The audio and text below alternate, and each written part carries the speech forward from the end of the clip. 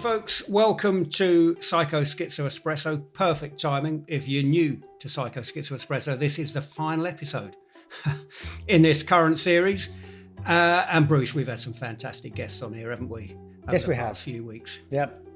Just absolutely brilliant. We've had, experts on the Book of Revelation to top surgeons to special forces soldiers. We've had the whole lot. But we are going to be taking a break, folks, for the next few weeks, about a month or so.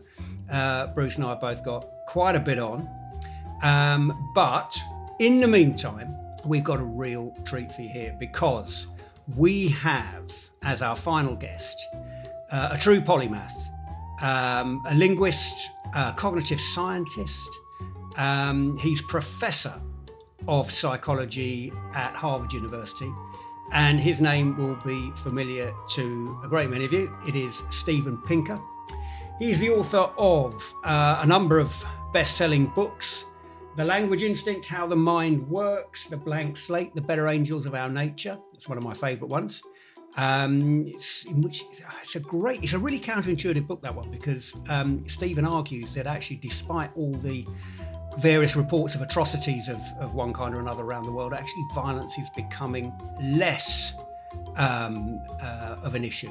Actually, as history progresses, we might think it might be the other way around, but actually he argues less. Then there's Enlightenment Now and his latest book, Rationality, What It Is, Why It Seems Scarce and Why It Matters, which came out just last year. He's regularly voted as one of the top most influential people and the top in the top 10 of biggest thinkers around the world. He is definitely one of the world's most intelligent men, certainly one of the nicest. Bruce, I think we better just pack up and go home now, don't you? Yes, that's right. Yes. Sinker. Rhymes with thinker. Yep, it does indeed. Steve, listen, I've been really looking forward to this, and thanks so much for coming. Me too. As you can probably gather, it's a light-hearted kind of podcast, but which we cover a bit of science as well. Now, I want to start off by asking you something. Okay, now you might know Elaine, my immeasurably superior other half, Elaine Fox. Okay, so she's another academic. When we got married, she refrained from taking my surname. She kept her own, basically for professional purposes. Before we met, she was publishing under the name Fox, and so she wanted to keep that name. But recently, she's been toying with the idea of perhaps acquiring a double barrel name. Okay, so Fox, Dutton, Fox. Right now, I've got one eye on the knighthood here. Okay, in fact, the Queen only told me yesterday. Do you reckon she'll actually listen to this, Bruce? I doubt it. I'm writing. But anyway, she told me only. I'm writing this down actually because this may be relevant later on in the subsequent. It could be. Subsequent it could be relevant. Case. Yeah, go on. It could be. I know. Yeah, she only told me yesterday. Believe it or not, Steve, it was imminent. It was just round the corner. So is I've that been right? Thinking, what? It is. Congratulations in advance. Thank you, so Sir Kevin. Thank you. Thanks, Steve. Well, I've been wondering what sounds better, Sir Kevin Fox Dutton or Sir Kevin Dutton Fox, and I thought, I'm never going to get a definitive answer to this question. And then, would you believe it? I went onto the internet and I started searching for academic papers on this. And I came up with a paper in 1979, and I'm going to read it out here. You had no idea this was going to start like this, did you, Steve? Speaker sensitivity to rules of frozen word order, Steven Pinker. And can you remember David Birdsong? I just saw him a few days ago. We remain close friends. He's professor at the University of Texas in Austin, and we have been friends ever since. We met over that paper, and it cemented a beautiful friendship. And yes, this is one of my least cited but most treasured academic papers. Well, namely, I love this paper. Why do we say razzle dazzle instead of dazzle razzle, and spick and span instead of span and spick, and wishy-washy instead of washy-wishy? There actually are principles. Unfortunately, in your particular case, they're tugging in both directions. So I can't give you a definitive answer because, in general, short goes before long. That would be an argument for Fox Dutton. On the other hand, long back vowels go before front and central vowels. So would tend to come after in general. So you've got considerations pulling in both directions. Yeah. For me, Dutton Fox sounds a little more euphonious for whatever that's worth, but unfortunately, the rules of word order are pulling in both directions. I thought you were going to say we'll go in kind of rank order of seniority. I think Fox Dutton. I think it has to be. It has to be Fox Dutton. She's the brains of the outfit, as Bruce will tell you. But actually, why does it have to follow the rule that you have? If you join two names together, why do you have to double barrel them? Why can't you amalgamate them or incorporate them by moving the syllables around in a Oh no, I don't know. I don't like where this is going. Okay. That is, if you take the vowel from Dutton and you substitute it in for the vowel of Fox, I don't think that's going to work. Dufoxton. That is more G-rated than the one that I had in mind. Yeah. Which is to flip the vowels. I don't recommend that. Yeah. That's never going to go with a knighthood. So you could be a Foxton. Right? Sometimes Sometimes I like Foxtone, nice. Yeah. Foxtone. Yeah. It sounds like an analog audio equipment from the late 50s. Yep. Or early 60s. Yes. But I mean, Steve, joking aside, 1979, first academic paper. Now I've got your latest book here, Rationality. There it is. I've got the hardback, you see. So there you go. Lovely cover, that. Rationality. This is the 6th decade that you've been publishing in. I mean, that's pretty rare, isn't it? I mean, when you started off with that paper in 79, you've gone through quite a few things, haven't you? You've gone through, linguistics, you've gone through the nature-nurture debate. We'll come to these things in a minute. But did you ever envisage it? You'd still be going in the 6th decade on from that very first paper. I mean, how do you do it? I came over to visit you in Harvard once, as you remember. I remember, sure. We were talking about a book I was writing on persuasion at the time. And I remember waiting outside your office. I couldn't believe it because you had just come back from a lecture and it was a Friday afternoon. You came back with a pile of books and there was like a plastic brain on the top of the books you came in and then you sat down in your office after this lecture on Friday afternoon and we had a chat and I was just thinking, how do you get the time to fit it all in? Did you ever think it was it was going to run this long? Well, I suppose it's not that much of a shock because the paper on dribs and drabs, as opposed to drabs and dribs, was done when I was in my 20s. I was still in graduate school. And so right now I'm 67, and at least in the United States, we don't have forced retirement for anyone, but including university professors. There actually was a carve-out for university professors for a few years, and they abolished that. So a lot of my colleagues get taken out of their office feet first. I don't know if I will teach till my dying day, but at least continuing to write in my 7th decade of life is not that shocking. And that paper on word order wasn't even my first paper. I was, like many psychologists of my generation, perhaps yours, Kevin, I don't know if it was still kind of mandatory to cut your teeth on a study with rats or pigeons in the behaviorist tradition. But my first paper was on schedule-induced drinking in rats. And so I thought I'd nailed you on your first paper there, Steve. I couldn't find that one. I wasn't et al. So I wasn't a primary author, but I did spend a summer with getting to know my rats. And that's what you did in psychology in those days. Yeah. Were they drinking anything in particular? Were they drinking anything water. in particular? Just water. Okay. Just water. But they drank an awful lot of it. Oh, yeah. That was the puzzle. Right. And this is the kind of phenomenon that could only interest an academic, which is that if you have a rat in a Skinner box pressing a lever, gets reinforced on average once a minute, but completely unpredictably, and he's got a water tube, the rat will just drink copious amounts of water. And this was considered a deep scientific puzzle in those days. My advisor found it captivating. And so he assigned me to an experiment to try to find out why. Actually, we did find out something interesting. There's something that actually has stuck with me ever since. But I don't know how deep into the woods you want to go. Which is because rats have a very unusual urinary system, which is like a constant leak, don't they? No one ever told me that, but having worked with them, I believe it.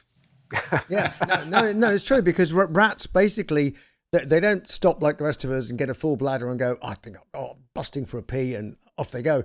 They just continually leak, which is why I was always told rats who used to live in cellars of breweries and things like that and running around the place. Somebody who worked in a brewery once told me, never, ever, ever drink from the bottle. Because it may have had a rat crawling all over it, steadily pissing over the top of all the bottles and leaving a residue, because that's what rats do, which is how they spread a lot of their bugs and diseases and things like that.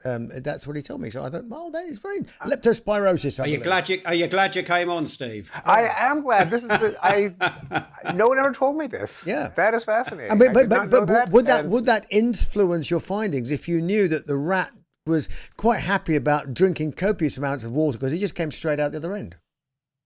You know, something that actually, no, as far as my memory goes, no one ever mentioned that as contributing to the explanation, but it makes perfect sense because you wouldn't drink that much if you were bursting to pee all the time. Yeah. I actually learned something interesting about statistical distribution of events over time. That, why bad things happen in threes. Why it seems like we're always in the midst of an annus horribilis, that bored under a bad sign. That there is an illusion that things come in clusters, and the thing is that if events occur completely at random, then they will naturally cluster. Nothing is actually pushing them together. The reason they cluster is that nothing is spreading them apart. And if you have events that just have no memory, that just occur, bing, bingity, bing, bing, bing, bing, they will, to our minds, seem to come in clusters. It happens in space too. So the constellations, for example, don't really exist as astronomical phenomena. The stars are pretty much sprinkled at random through the sky. But when you have things that are sprinkled at random, they don't appear evenly spaced like polka dots. They'll naturally just clump and form into random strands, and then our minds see crabs and virgins and scorpions and so on. Brings us straight on to rationality, actually, Steve, which is why it seems scarce and why it matters. And I mean, I've read it. I've read all your stuff. I'm a big fan, as you know. But maybe, I mean, one of the interesting things I think which people will be wondering when they see a book on rationality is, well, what actually is it? When we talk about rationality, what do we mean by that? Or what do you mean by that? Yeah, so that was obviously my first challenge. I went to the dictionary, and having been a chair of the usage panel of the American Heritage Dictionary, I know that dictionaries often aren't much help simply because they record how people use words. They don't dictate the correct meaning of words. There isn't any such thing. So I came up with my own definition, which I think kind of corresponds to the way people use it, which is the use of knowledge to attain goals. Where knowledge can be, a philosopher will define knowledge as justified true belief, but the knowledge would be models of how one can attain goals, like logic if you want to derive new beliefs from old beliefs, probability if you want to assess the likelihood of something happening, game theory if you want to figure out what's your best option given that everyone else is pursuing their best options, correlation and causation. There are a bunch of normative models, as they're called, that is, models of how you ought to reason if you were trying to attain goals. But in all cases, there's got to be a goal, and there are often multiple ways of achieving it. That's when we attribute rationality to someone. And as somebody who's a rational person, because I read this great quote from George Bernard Shaw, you're probably familiar with it, about what is a reasonable person and what is an unreasonable personality. Don't think I know this. Okay. Go ahead. So George said, they said, look, there are reasonable people, which sounds like a rational person to me, and there are unreasonable people. And the difference between the two is that an unreasonable person attempts to fit the world to their version of events, whereas a reasonable person looks at the world and says, well, this is informing me that I need to change my view to adapt to the world around me. So, and that sort of kind of, there's a Venn diagram of where the circles interact. Rationality would appear to be definitely one of those circles between reasonable and unreasonable and rationality. So are we on different spheres of influence or somewhere on a scale of rationality? Yeah, that's pretty good. I like that characterization. And it leads to the puzzle: why would anyone try to fit the world onto their own belief systems instead of the other way around? Given that one of my favorite quotes is from the science fiction writer Philip K. Dick: "Reality is that which doesn't go away which when you stop believing in it, doesn't go away."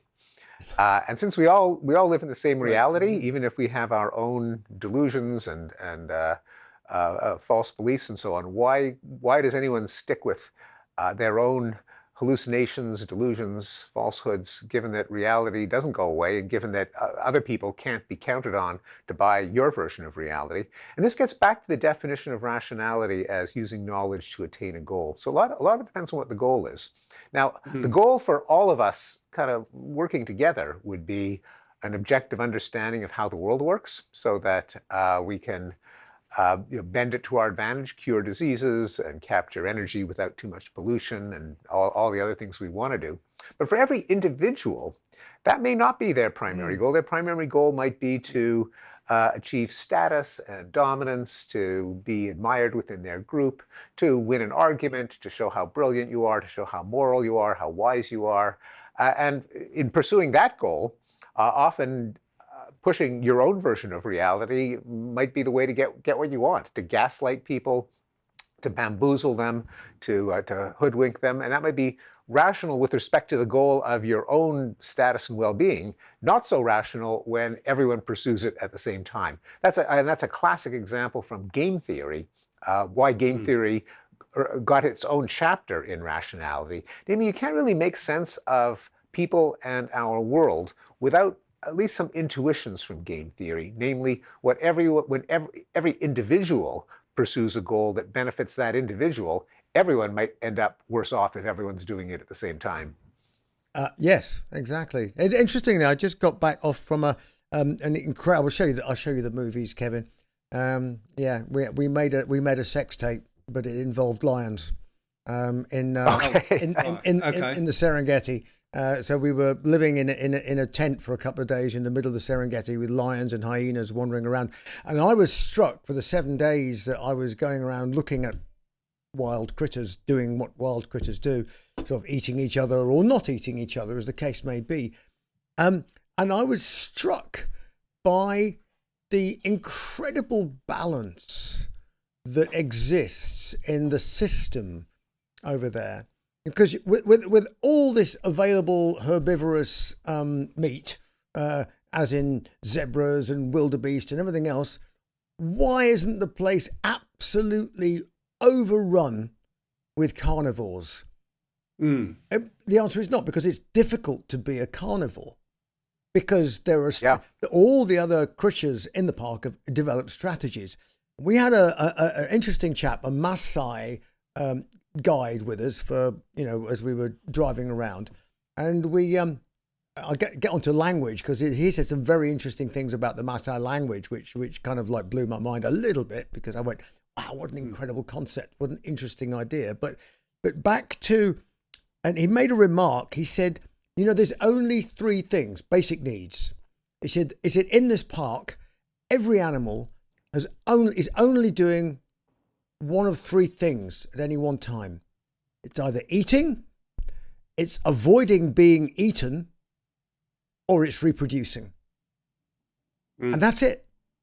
There are some other challenges of living, that is to avoid being, I guess maybe you could call this another version of being eaten, but avoid disease and parasites, and avoid natural accidents, tumbling down cliffs, drowning when crossing a stream.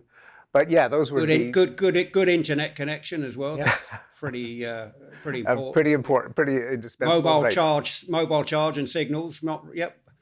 But yeah, I mean, ultimately, and actually, an evolutionary biologist would say even eating and avoiding being eaten ultimately are in service of reproduction. Reproduction is really the top of the hierarchy in terms of Yeah. goals and sub goals. Steve, can I ask you a question? I mean, it's directly related to what Bruce was saying, and also rationality. I mean, when people, including myself, before I read the book, when I was thinking about rationality, I think most of our listeners will probably, be of this kind of mind. When you think about rationality, you tend to think that that's not related to emotion necessarily. It's more related to, cognition and thinking and reasoning. So one of the questions, and it taps into what Bruce was saying there. I mean, one question which I really wanted to ask you was, I mean, is emotion necessarily irrational? Do you think? I mean, obviously, emotion evolved for a reason, Yeah. but I mean, are emotions rational? Would you say, or is there a Well, certain extent beyond which they become irrational?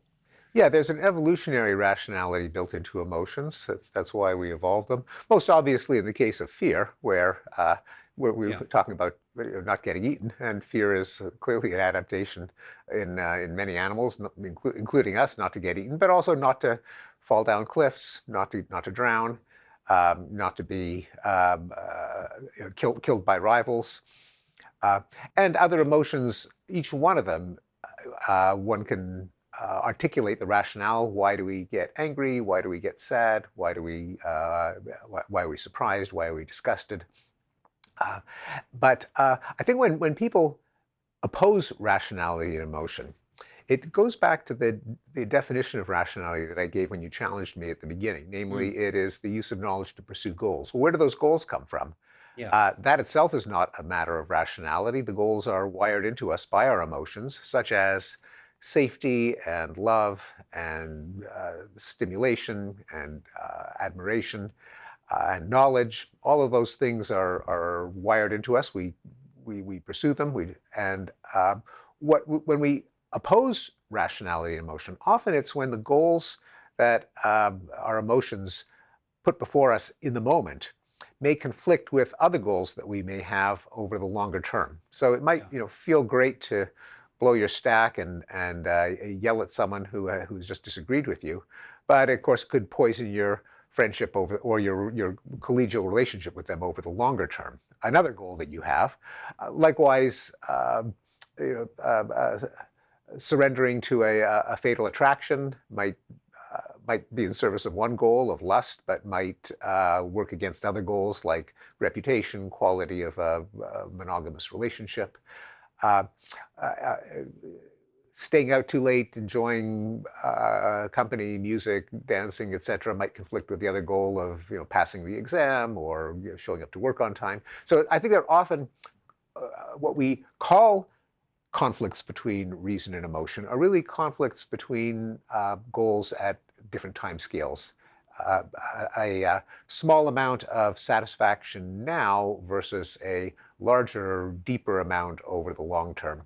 And the reason that yeah, we often go for the quick fix, the immediate hit, the immediate gratification, is that it doesn't actually make sense logically, rationally, to delay gratification of everything indefinitely. I mean, you don't want to kind of put off every single pleasure so that you have this really great birthday yeah, bash when you turn 85. I mean, that's not yeah, rational either. There's always a yeah, trade-off depending on the size of the reward.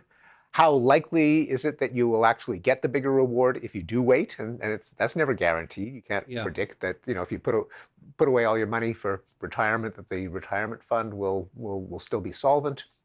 Uh, and so there's a kind of an economists talk about an optimal discounting rate, and it's related to the rate yeah, of interest that you demand when you give up money now and get paid back later.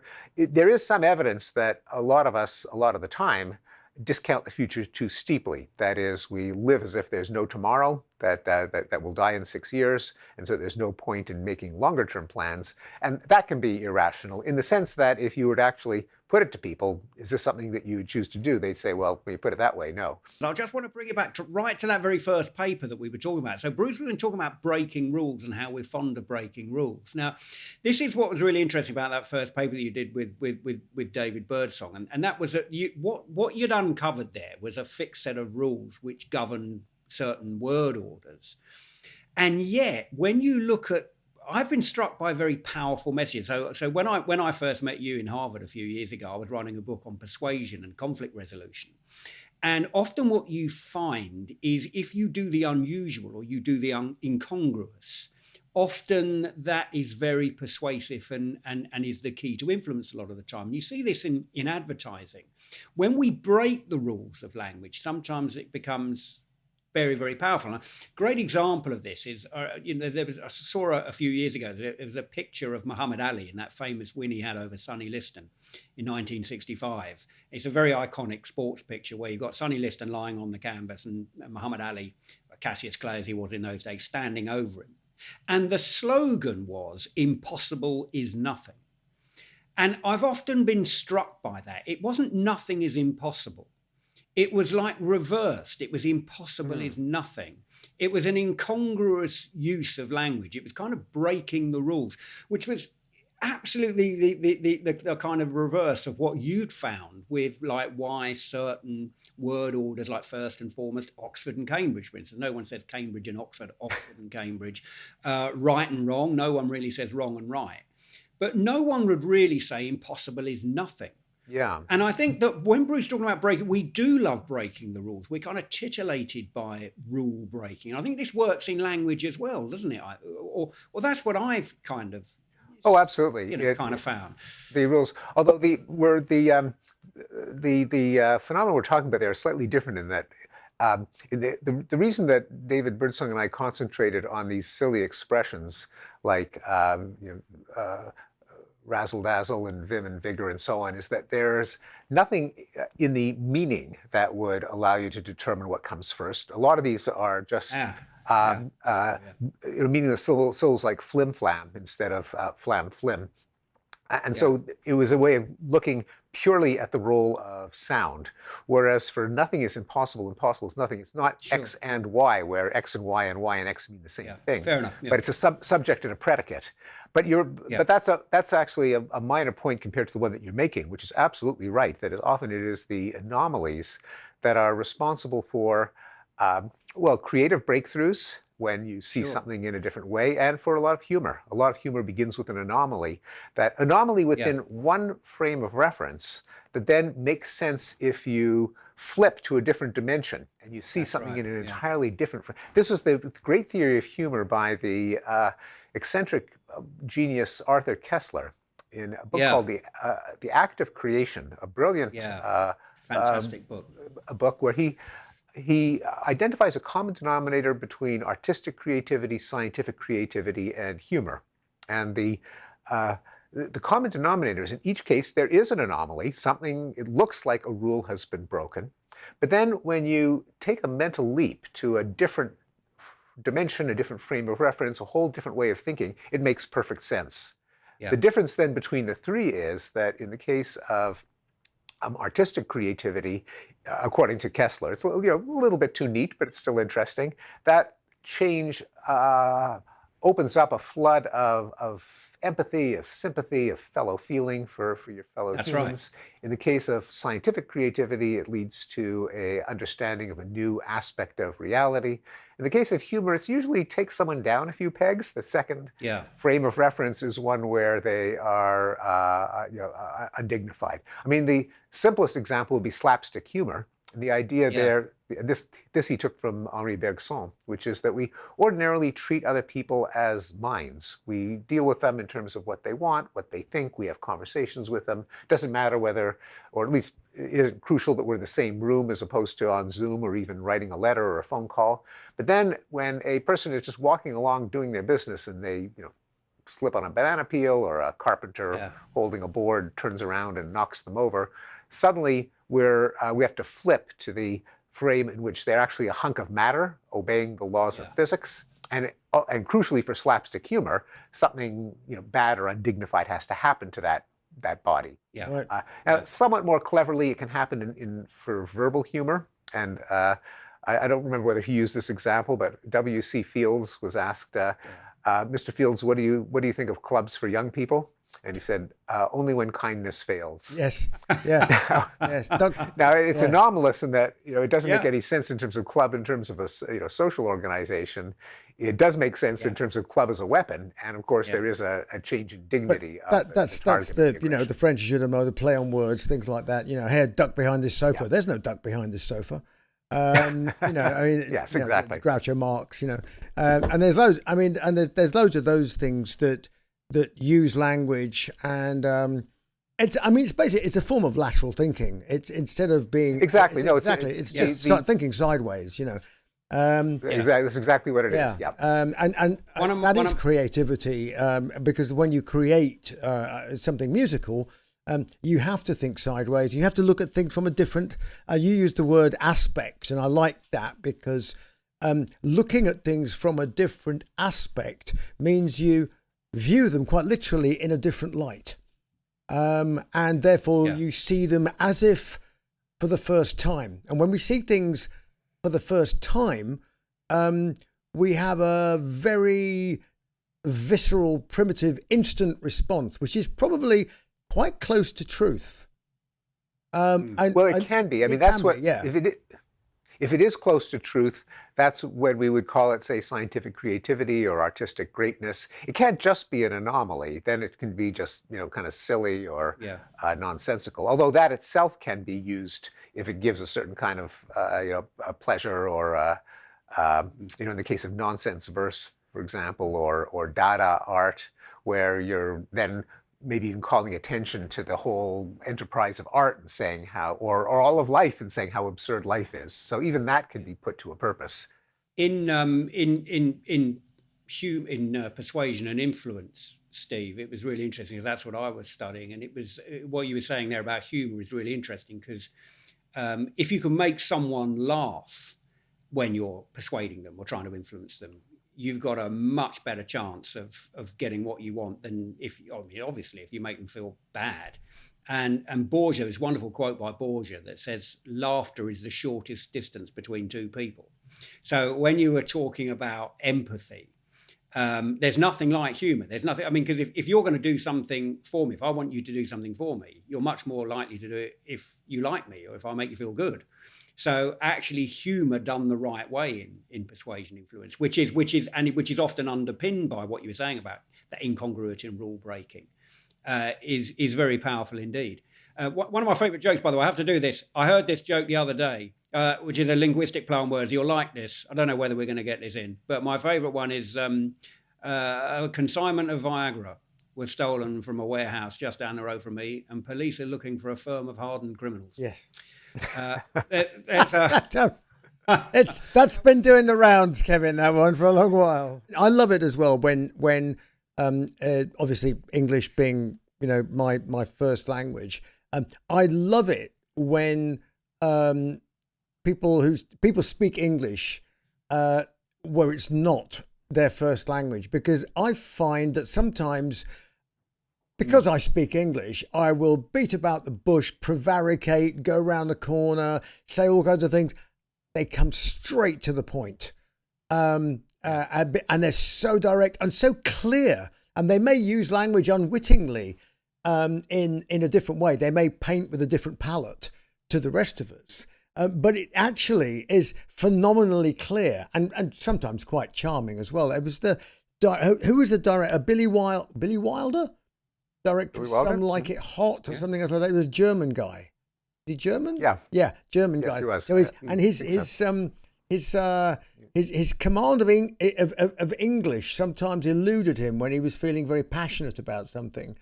And there's this one time when he got really pissed off on the set, and he stood up there and he said, "You've all in the German accent. You think I know fuck nothing.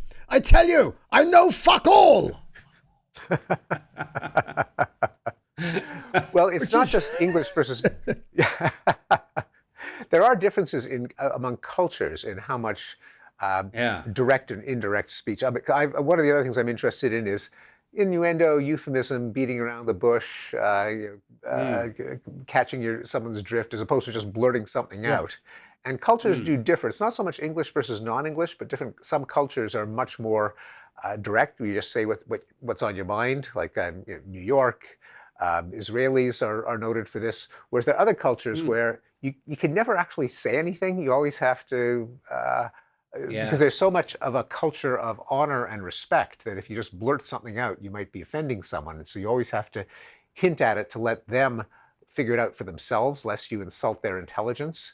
It's sometimes, some Arab cultures are like that, Japanese culture, and there can be a clash among cultures, say when an American businessman tries to strike a deal with someone in the Arab world or someone in Japan, where they come off as incredibly brash and rude and crude, and they get frustrated because their opposite number could just never get to the point and never clarify what they're arguing over. Yes, no, that's true. I mean, in lots of Japanese production meetings, where the production manager is saying, "Okay, so we're going to do this, and they go, I, and then they go away and they do something completely different. And he's like, "But I told them not to do what? They're gonna do what they're gonna do because you failed to persuade them that your process was better than theirs." There's also this research, and if you come across it, that shows that indirect insults can be way more powerful than direct insults. So if somebody's overweight and you say, "Oh, you're fat," or whatever, that has a certain impact. But if you're if you're sitting at a table at dinner with them and they need to go out to use the loo, and you say something like, "Oh, are you sure you've got enough room?" That kind of innuendo, where their brain has almost got to fill in the gap and kind of deal with that uncertainty. Are you having a go at me, or is this just a kind of a neutral statement of fact? Those kinds of indirect insults can often be way more insulting, as it were, than a direct one. Absolutely, because a direct one can be flatly denied. An indirect one, the very fact that you have noticed it, even though it wasn't said, meant that you yourself came to that conclusion based on just some bits of evidence, but your mind went in that direction, even though no one told you to, which is a kind of concession that it's true. That's why wit in arguments can be both so effective, at least on the surface, but sometimes can lead you to the wrong conclusion. It's just a little too clever by half. I mean, and academics sometimes relish and tell and retell stories about the devastating humorous riposte, often which doesn't actually hold water. I mean, maybe one of the most famous from philosophy is when, according to the story, the philosopher John Austin said that there are in all languages a single affirmative means you're saying something that's true, and a single negative means you're saying something that's false. There's some languages where a double negative can mean something that's true, but there's no language in which a double affirmative can imply that something is false. And from the back of the room, the philosopher Sidney Morgenbesser said, yeah. So it's very witty. It takes a while to figure out the humor. Oh, that's brilliant. Very good. It turns out it actually does not refute Austin's point, but it sounds like it does. And it gets told and retold in academic circles. It punctures the veneer of invulnerability. Absolutely. Exactly. Which is right. And it adheres to that principle of simplicity. Very, very simple, which we like. Was it Clive James or Clive Anderson? Who was an English journalist, TV journalist, was interviewing the author Jeffrey Archer. Oh yeah, on TV. So there's this author Jeffrey Archer, and he was waxing lyrical about his books, and when he finished on quite a long sort of diatribe about his books, Clive had to sort of shuffled his papers and went, "It's just no beginning to your talent, is there?" That's excellent. That's another great example, because you recognize that he's, at first glance it seems like he's just mangled the cliche, Yeah. Then on second glance, you realize that it was rearranged for a purpose. Yes. Yeah. Yeah. You've just fallen into a bear trap, basically Yeah. on TV. I once had a review on that line. I once had a review of The Wisdom of Psychopaths in one of the national newspapers, which said it's a very difficult book to pick up. Not a very, but no, Same formula. I love that. I absolutely love that. Not a very difficult book to put down, but one to pick up. But one of those, there was a great, I saw it the other day actually. There was a great clip of Ricky Gervais. This is a great example. He's devastating. Rationality with humour. Yeah. And it was absolutely brilliant because he was on Stephen Colbert a few years ago and they were talking about belief in God. And Ricky Gervais, I believe, is an atheist, and he was arguing with Stephen Colbert about this, discussing it rather. And he had this wonderful reframing of it, which combined rationality and humour. And he said, look, there's 3,000 or so different gods out there, and you have a monotheistic belief in a Christian God. So that means that you have discounted 2,999 gods already. That means you just believe in one more than I do. Which is a brilliant reframing of the problem using reason and humour. And it was devastating. It was absolutely fantastic. Oh, exactly. And it makes a valid point that how parochial the beliefs are to the sect that you happen to be born into. I just wanted to ask you this question because I don't quite know the answer to it myself. I had a stab at it.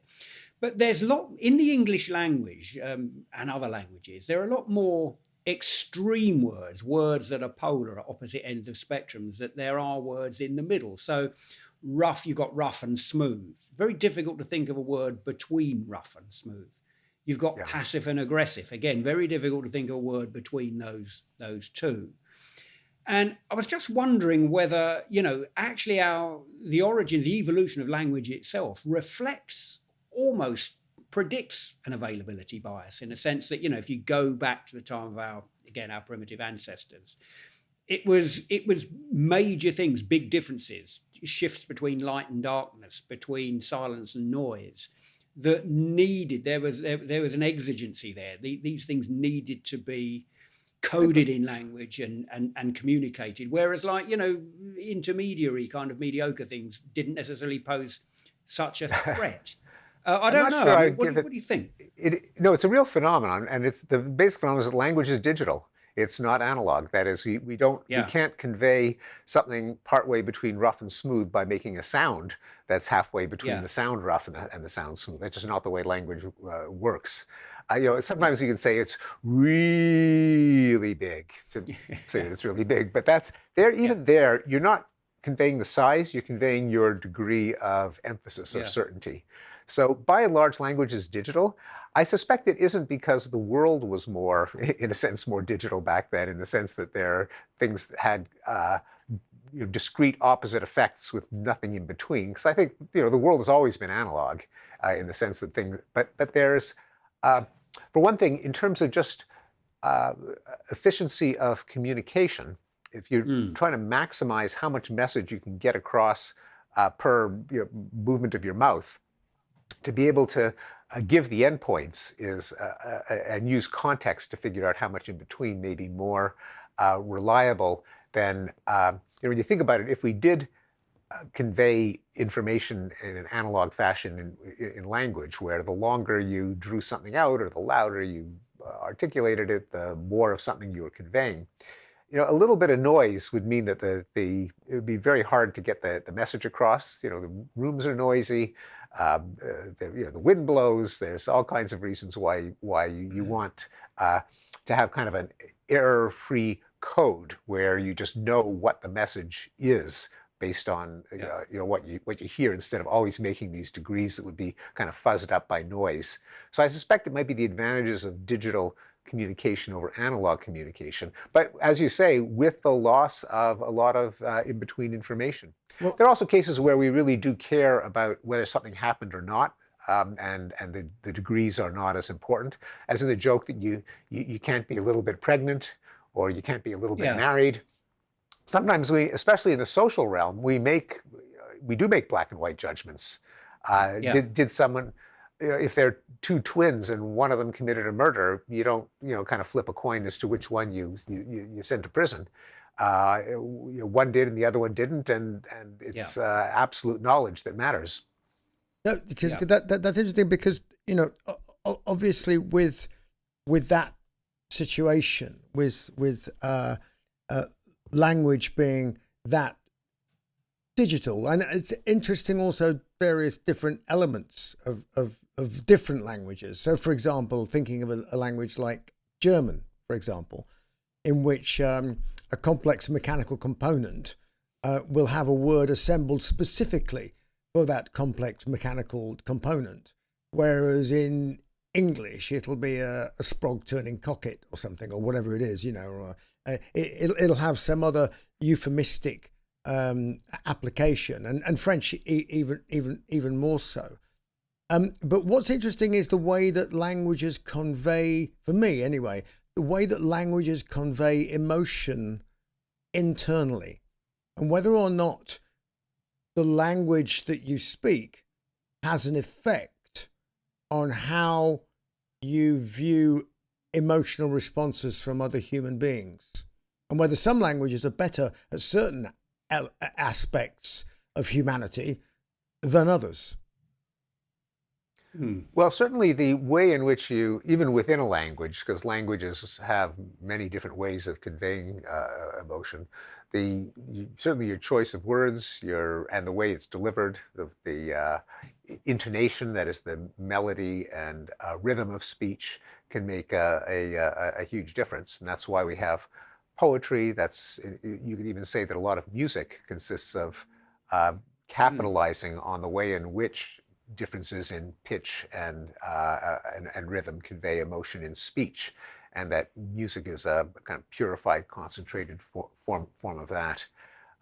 Whether there are differences across languages is harder to establish, because often if you feel the need to express something and your language doesn't kind of provide the word for you ready-made, you have a description, a circumlocution, you borrow a word. You express it with tone of voice. So people are creative in figuring out how to express something with their language. But there's a kind of a basis for miscommunication. I mean, we discussed the example about the big loud American guy and the Japanese guy, and that was as much, yes, it was cultural, but it was also linguistic. Because the Americans have your black and white thinking, Kevin. Americans, it's like, is that a yes or a no? Mm-hmm. Yeah. The Japanese can't give you a no. No, I do not believe exists in the Japanese language. And in the concept of we understand it, no, negative, never going to happen. It's just not there in the Japanese language. I may be wrong, but that's what... Well, I think the Japanese does have a word for no, but yes. They do, but they don't use it as readily. No, exactly. It's totally, yes. and so the American will say, "What part of no don't you understand?" No, yes, yeah. And the same thing with the word love. So years ago, I had a German girlfriend, and she one afternoon, after a particularly pleasant afternoon rolling around, she goes, "Now I think I trust you 40%."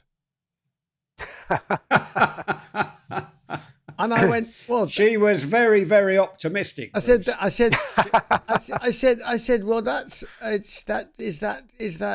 is that good? Is that better than yesterday?" She goes, "Yes, it's as better than yesterday." I went, "Okay." I said, "So let me ask you this then: if do you have to assign a value to your emotional relationships?" She went, "Well, yes, doesn't everybody?" I said, "Well, I guess we do, but I could say, if I said ich liebe dich," she went, "No, you can't say that. That's a love that's so enormous. You could never say that. That's just like, no." I said, "Well, what do you do?" I said, "Because in England," I said, "I love my mum, I love my dad, I love you, I love my dog, I love my country." I mean, every single use of the word means and has a different intonation. How the hell do you do that in German? And the answer is you have to be very precise and exact about it. And therein lies a basis for miscommunication and in failure to understand the other person's point of view and the way they may express something in one language, which doesn't really translate directly into yours. You have to use the Babel fish to. Even within a language, words are. I mean, the fancy technical term is polysemy, polysemy. That is multiple meanings, and virtually all of our words have multiple meanings. Yeah. You go to a dictionary and you look up a word, and there's definition number one, number two, number three. That's a vast underestimate of the different meanings that a typical word has. So even within a language, no language has one word per concept. There are just too many concepts. Yep. So we make do with, and this goes back to the digital nature of language. Namely, language does carve up reality into different zones, and when we just, so that we get our words out and not have to listen to speech with an audiometer to measure the exact level. And then we use context, we use background understanding, with some danger always of misunderstanding, because words never have a single meaning. There's a New Yorker cartoon where a guy says to his to a woman, "I didn't say I love you. I said I love ya." Big difference. Well, Steve, Bruce's question actually was very similar to one I wanted to ask you, actually, going back to rationality, and that is this idea of truth and whether some people say, well, okay, you've got truth and you've got falsehood. Okay, you've got truth and you've got not truth, and you know where this is going, don't you? But then you've got people that some philosophers that would argue that actually truth exists on a spectrum, and there are degrees of truth. So we're all doing pretty well in the hair stakes here. So I'll use an example of bald. So somebody could say, well, John is bald, and if he's got not a single hair on his head, then he's obviously bald. And some other person, if you've got a guy called James and he's got a good head of hair, somebody could say that James is definitely not bald, and that would be equally true. But if you've got someone who's thinning and you say, I don't know, Paul is bald, then that statement is somehow less true than the previous two that I've said. So it kind of resonates with what Bruce was saying there with his German girlfriend who trusted him 40%, which is about 39% more than I trust him. But anyway, but is there, there's these ideas of some philosophers. There you go. It's a friendly podcast. 1%. We love each other, really. We love 1%. 1%. There was that ambiguity. You're just counting, that ambiguity right there. But I mean, this idea of like truth being on a spectrum, Bruce, and truth values and this fuzzy logic in computing and all that. I mean, where do you stand on that? And how, when you talk about rationality as a way of, well, some people would say it's a way of arriving at a true perception of reality. Where do you kind of stand on that kind of degrees of truth? Yeah, no, I do talk about there. Well, there are two different concepts of degrees of truth, though, that shouldn't be confused. One of them is that there are some concepts that are graded, fuzzy, analog, like bald, and there is no fact of the matter of for someone who's in between. Well, are they bald or not? Well, baldness really is a continuous concept. Again, language digitizes it. We don't have words for different degrees, or we might have a few like thinning. But as in so many other areas, language just carves the world into categories just so that we can speak about them clearly. There's also, though, degree of credence, degree of belief, degree of confidence, and that can be very different. So, for example, is Lisa pregnant? And so far she's hiding it. You don't know. There's one sense in which we use the word pregnant to mean how far along are you in pregnancy, where she's very pregnant. There's another sense where it's is she or isn't she? And I just don't know. I suspect she is, and that's a different kind of gradedness. That kind is the subject of what's sometimes called Bayesian reasoning. That is with the appealing to the formula of the Reverend Thomas Bayes on how to calibrate your degree of belief according to the strength of evidence, which is different from assigning a value to a concept that itself is on a continuum, like baldness. Oh. I have to go, but I want to just throw out one observation. I was waiting for the moment, which is going back to our earlier discussion of humor, of how humor is often involves some amount of kind of a lowering of dignity, taking someone down a few notches, taking them off their pedestal, which can be used aggressively. And some of our favorite targets of humor are the politician, the preacher, the someone who thinks far too highly of himself. But we also use it convivially. We put ourselves down, we put our friends down, as you guys just did. Kevin, you're a master of it. And I think that there is a reason for that too, which is that there's a relationship, we have hierarchical relationships. We do have bosses and supervisors and so on. But when we're friends, you want to kind of throw that out the window. Friends, sure. You have to have this understanding of complete egalitarianism. And so we're always, with our friends, we're always making sure that we don't seem to be rising up above the friends, and they don't seem to be rising up above us. And so to establish this is a perfectly egalitarian relationship, we, often with a lot of pleasure, will make fun of ourselves, will gently tease our friends, and everyone enjoys it. Because even though, in a sense, it's kind of a diss, and of course there are scenes in scenes in movies in which what's intended as friendly, convivial teasing crosses the line into an insult, like in Goodfellas.